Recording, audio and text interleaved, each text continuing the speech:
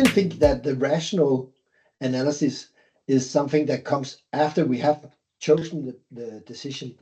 Even most of the times we're not completely aware of it, but we already have a favorite. So there's like two things that goes. The biases, I think I am completely agree, because it's like the the empirical knowledge we have put in our brain, and this is making us.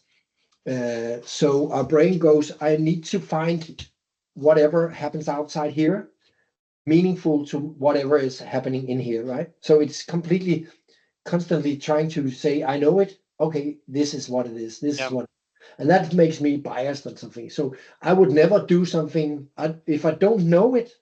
I will get stressed. I will get into some sort of awareness situation, right? Whoa, a change, something new. I need my full cognitive ability in order to all sort this out, and it is really demanding on energy on me. Right? I cannot think of anything else, and then I cannot make a decision because I cannot feel myself. So I'll just say stop. I need some more information. I need to make it more like I know it. So you have a preference of putting, maybe you don't have any more, many men I have met talking about cars have a preference of knowing every detail of the car, and they even very proud of it, and sharing that details with each other, like this is the way we do the decisions, right? But then then they always says, and then I had brought my wife with me, and we bought something completely different. That's the saying, but what they actually say is that, yes, I know all this, but there was a lot of things about the aesthetic, and a lot of things about the person I met at the car salesman, and a lot of things about the resistance I actually had inside to be that kind of guy. Or if you go in that car, you are kind of that kind of person, right? You sort of like have an identity in it. Yeah. So you're starting looking in your values and your identity, but that's all subconscious. You don't think of it. You just, so that's part of your bias. And that part is often not just stored up here, it's also stored in your body as emotions of feelings. I have a hard time figuring out what the real difference of emotion and feelings are, but I know there's people are telling me, yeah. So, but anyhow, so I just tend to say to leaders I work with, all decisions are made by your feelings, and then you rationalize it afterwards. I completely agree that is, of course, on the biases. So if you're biased in a company, you also are biased on how the company normally are making decisions, right? Let me put it this way. I want to have an education of, some training for myself, and it is a 30,000 Danish kroner training, right? So I'm already biased before I go to the manager and ask. I'm biased of all the things that he will tell me, and also my thinking, stress over that, all the things that is not possible, blah, blah, blah, blah, blah, blah, blah, all that, right? So I am prohibiting myself to do that just because I am biased on how the system works. If you want to kind of hack that, you will start to say, but I'm special, I'm different, I cannot make that happen. So that's why I will ask. And when they ask you, why should I give it to you? You better find a good arguments for you're better and you're special, but you can induce that. Yeah. Right. Yeah. I was reading actually 3 books. I sort of finished them almost simultaneously from Annie Duke. She's in the historically she was first cognitive science scientist. Then she was a poker player, and now she's talking a lot about decision making in business. What is her name? You say again? Annie Duke. You can look for a book called Quit. I think that's the best one from her. Yeah. But the thing I wanted to talk about is from another one. And when you say that we rationalize the decisions, she had a good chapter in one of her books about SWOT analysis, something that is so common in organizations: strengths, weaknesses, opportunities, threats. She wrote that this tool is completely useless unless you try and add to it something like weights. So it becomes something a bit different than just a flat list of stuff. You actually try to add a weight to each bullet point that you have in the SWOT analysis to understand what is like either more likely to happen, what will have bigger influence, something that will paint a more complete picture for you, because otherwise it's just a flat list of things, and it's usually used to do exactly what you described, to rationalize the decision that was already made, regardless of what we add to the SWOT analysis. So can I just interrupt a bit, because I think it's interesting, because when we do poker planning, it's not the planning by itself, it's the aligning and not poker planning. Planning poker. It's just Yeah.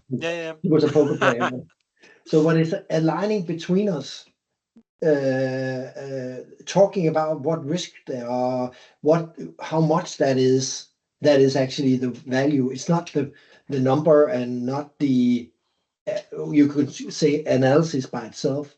And you could add that, for instance, to a SWOT. I don't do that, but you could do that. Say, okay, this is likely to happen, and if it happens, what is the severity of it? It's the side of the risk part of it, right? And then you get different people's opinion on it. So a SWOT should never be something you do by yourself, right? But you do that. You are asked if you are. You might not do that. I've heard about people who has done that, being asked to kind of come up with a SWOT, and they were doing it for themselves, and then it doesn't work at all.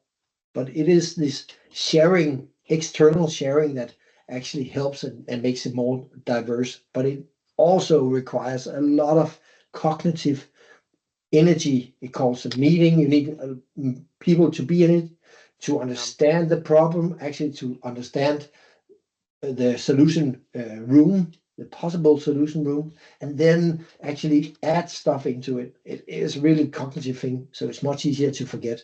Let's just have a decision. Why all this fuss? Why not just make a decision? Yeah. And somehow I like the agile thinking that way, because you could actually just acknowledge that every decision we make is something we do on feelings. So let's figure out if it's a good, like falsifying the proper domain, right? Let's falsify it, or at least make a small decision and try it out, and then change. Yeah. Loops me back into the book from Annie Duke, Thinking in Bets, which is a very good one, and loosely related, but she has a very good it's like I was reading it and I was thinking, of course I know this stuff, but the way she phrased it and pointed out the things, it was very interesting. It's the outcome bias. So the idea that the outcome you receive influences the way you think about your decision.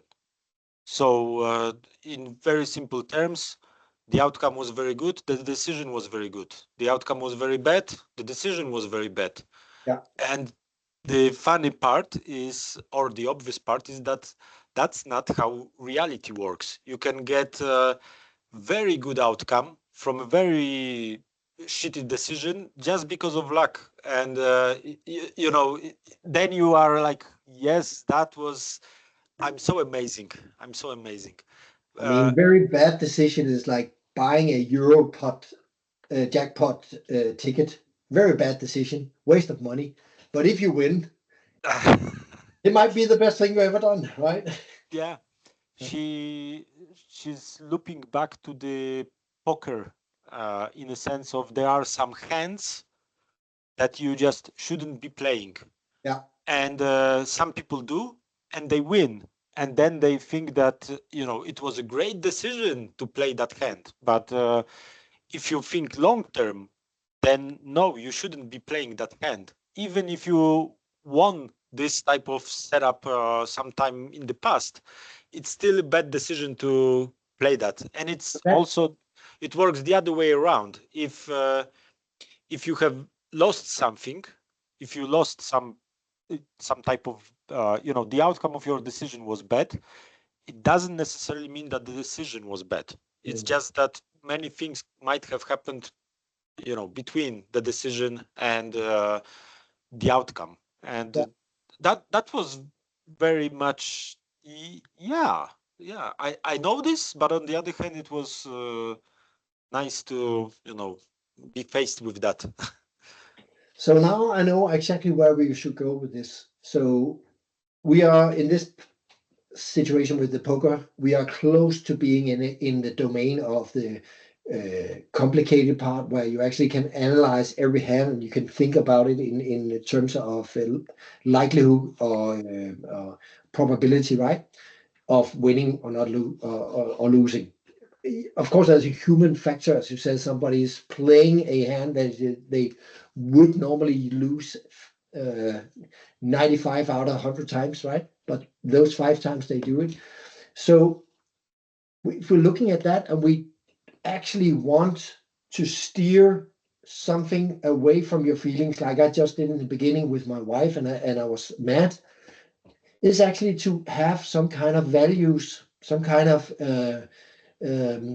principles that I want to steer and use as universal, right? To use, because they are, and that will be, I'm biased towards these principles, but I could use time on finding the ones I want, right?